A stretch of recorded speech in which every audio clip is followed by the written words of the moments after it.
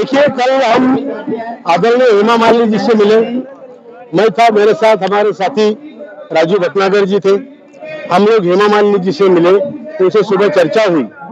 उन्होंने, हेमा मालिनी जी ने आदरणीय मंत्री महोदय से बात की, लेबर मिनिस्टर भूपेंद्र यादव जी से, और उनसे बात करने के बाद लेबर मिनिस्टर ने कहा, भूपेंद्र यादव जी ने कहा हेमा जी को कि मुझसे मिलवाने से अच्छा है आप ब्यूरोक्रेटिक लेवल की, सेक्रेटरी लेवल की उच्च स्तरीय एक मीटिंग ले लो।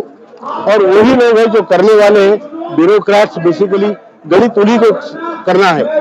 तो उस हिसाब से आदरणीय हेमा मालिनी जी ने कल शाम को 5 बजे हमें बुलाया सेक्रेटरी लेबर सुश्री आरती आहूजा के ऑफिस में। तो वहां पर हम थे, हेमा मालिनी जी खुद स्वयं वहां पे थी, उसके साथ chief secretary labour Aarti Ahuja ji थी, joint secretary labour Vibha Bhalla ji थी, उसके बाद additional CPFC chief provident fund commissioner जो अनिकेत मिश्रा जी थे, और पेंशन की जो इंचार्ज हेडक्वार्टर पेंशन में है सीपीएफसी के ऑफिस में, वो आदरणीय अनुराधा अपराजिता जग्गी जी थी। तो वहां पर ये निश्चित बहुत सारी चर्चाएं हुई, मैं ज्यादा डिटेल में नहीं जाऊंगा। चर्चाएं हुई, पूरे विषय पे चर्चा हुई, और उन्होंने ये बोला कि हम सब लोग ये प्रश्न छुड़ाने में, इसका हल निकालने में एक पेज पे है। जितना आपको इसमें कष्ट हो रहा है उतना ही कष्ट हमें हो रहा है, और हम सब लोग मिलके इसका हल निकालेंगे। तो हल निकालने का तरीका उन्होंने ये सोचा कि एनएसी, नेशनल एजुकेशन कमेटी, जो हमारी कमेटी है जो पूरा आंदोलन चला रही है, जो हमारे पूरे संगठन है, इस संगठन के लोग 4-5 प्रपोजल लेके आए, अपना खुद का कैलकुलेशन करके। हमारे पास एक्सपर्ट्स लोग हैं, तो कैलकुलेशन करके हमारा जो प्रपोजल्स है वो यहाँ पे लेके आए, और फिर अगले हफ्ते में प्रपोजल्स के साथ हम सीपीएफसी के ऑफिस में, सीपीएफसी के अधिकारियों के साथ हमारी मीटिंग होगी। हम अपना पक्ष रखेंगे, वो अपना पक्ष रखेंगे। एक तरीके से ये निगोशिएशन की तरह से होगा, और जो फाइनल प्रपोजल्स शॉर्टलिस्ट हम करेंगे वो हम लेबर मिनिस्ट्री को देंगे। सर, आपकी मांगी तो मिनिमम 7,500 रुपए पेंशन की है न्यूनतम, लेकिन अगर मिनिमम कितना, अगर मतलब मीटिंग में जो निगोशिएशन होगा तो कितना पे मांग सकते हैं आप? नहीं, हम तो 7,500 महंगाई भत्ता मांग ही रहे हैं। अब ये जब 7,500 महंगाई भत्ता करेंगे तो किस तरीके से करना है? फॉर एग्जाम्पल, अगर 7,500 बनाना है मिनिमम पेंशन को, तो 1,000 में आपको 6,500 जोड़ने पड़ेंगे। 1,000 तो मिनिमम पेंशन है, 1,000 में 6,500 आप जोड़ेंगे, उसके ऊपर डीए जोड़ेंगे, और 2,000 जिसका है उसमें भी 6,500 आप जोड़ेंगे, डीए जोड़ेंगे।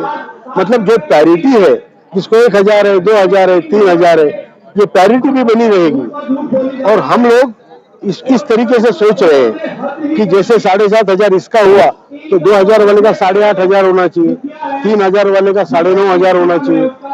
एक तो ये तरीका है। अब उसमें ये देखना है कि ईपीएफओ के रिसोर्सेस कितने हैं, उनके पेंशन फंड में पैसा कितना है, उनको ब्याज कितना मिलता है, और उनके ब्याज में से पेंशन बांटते कितना है। हमने देखा है लास्ट ईयर में उन्होंने 14,000 करोड़ रुपए बांटे हैं पेंशन के नाम पे, जबकि ब्याज आया है उनको 51,000 करोड़ रुपया, और जो इन्वेस्टमेंट है वो तो तकरीबन 27,000 करोड़ रुपया। जो रेसिडियल फंड है, जो उनके कॉर्पस फंड है पेंशन में, वो तकरीबन 8.5 से 9 लाख करोड़ है।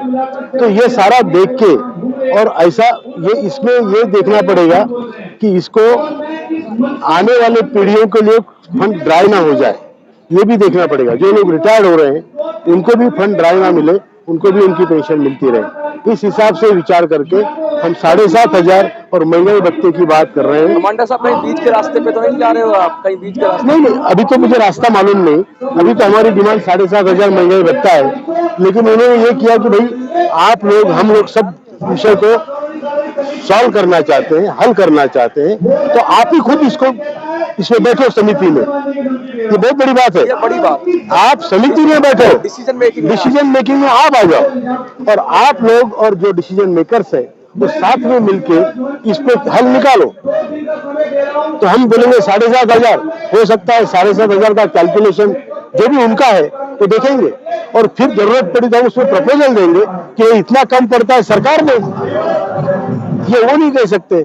जब ईपीएफओ फाइनेंस मिनिस्ट्री में सब्सिडी दी जाती है उस तरह सरकार उसको कुछ हेल्प कर रही है। करेक्ट। तो अभी जैसे जब लेबर मिनिस्ट्री ने फाइनेंस मिनिस्ट्री को प्रपोजल भेजा था कि आप इतना पैसा दो, फाइनेंस मिनिस्ट्री ने मना कर दिया कि तुम्हारा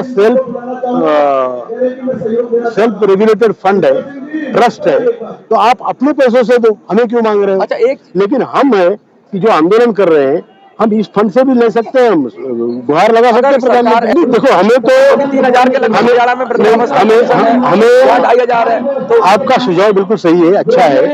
अगर राज्य सरकार मानती है या उसका कुछ केंद्र राज्य में होता है तो अच्छी बात है। हम तो क्या चाहते हैं, हम चाहते हैं 7,500 महंगाई भत्ता। कैसे भी जो जैसे पैसा है वो आपके जो मतलब मंत्रालय के श्रम मंत्री के मंत्रालय से आए या फाइनेंस मिनिस्ट्री से आए, हम चाहते हैं हमारे लोगों के चेहरे पे मुस्कान आए। 2 लोगों के लिए सफिशिएंट हमको। कमांडर साहब, बहुत बड़ी खबर है ये, लेकिन अगर आपका लीडरशिप चूक गई इस बार, क्योंकि मौका दिया है सरकार ने आपको साथ बिठाकर, तो इसका क्या लग रहा है आपको कि सरकार का कुछ मंसूबा है या क्योंकि लीडरशिप को बुला रही है सरकार तो कुछ ना कुछ तो उसके दिमाग में होगा। देखिए मनोज जी, ऐसा है, लीडरशिप क्यों चुकेगी? लीडरशिप तब चुकती है जब उसके मन में खोट और स्वार्थ होता है। यहाँ हमें क्या लेना है, मुझे भरपूर पेंशन है, डोंट वरी, तो मुझे कुछ उनसे लेना नहीं है। मैं ये बता रहा हूँ कि हमारी जो समिति के 2-4 लोग होंगे वो हम वहां जाएंगे, वहां पर हम कैलकुलेशन में उनका साथ देंगे, हिस्सा देंगे, एक्सपर्ट से भी पूछेंगे और फाइनली हम एक नहीं 2, 3, 4 प्रपोजल देंगे कि भैया इतना नहीं हो सकता तो इतना करो, इतना नहीं, जो भी होता है। तो वो क्या वहां पे होगा मुझे मालूम नहीं है, लेकिन वी आर कमिंग प्रिपेयर्ड। तो उसके बाद क्या प्रोसेस होगा? श्रम मंत्रालय को भेजा जाएगा वो प्रपोजल, जब आप दे दोगे तो वो फाइनल करेंगे, श्रम मंत्रालय को भेजेंगे, तो उसमें तो ये तो लंबा प्रोसेस हो गया। लंबा प्रोसेस नहीं है, इसका ये फंड से क्या करना है, अच्छा, ये अधिकार श्रम मंत्री को है। अच्छा, श्रम मंत्री को अधिकार केवल श्रम मंत्री है इस नाते नहीं है, वो सीबीटी के चेयरमैन है, जो सेंट्रल बोर्ड ऑफ ट्रस्टीज है, जो ये पूरा फंड संभालती है।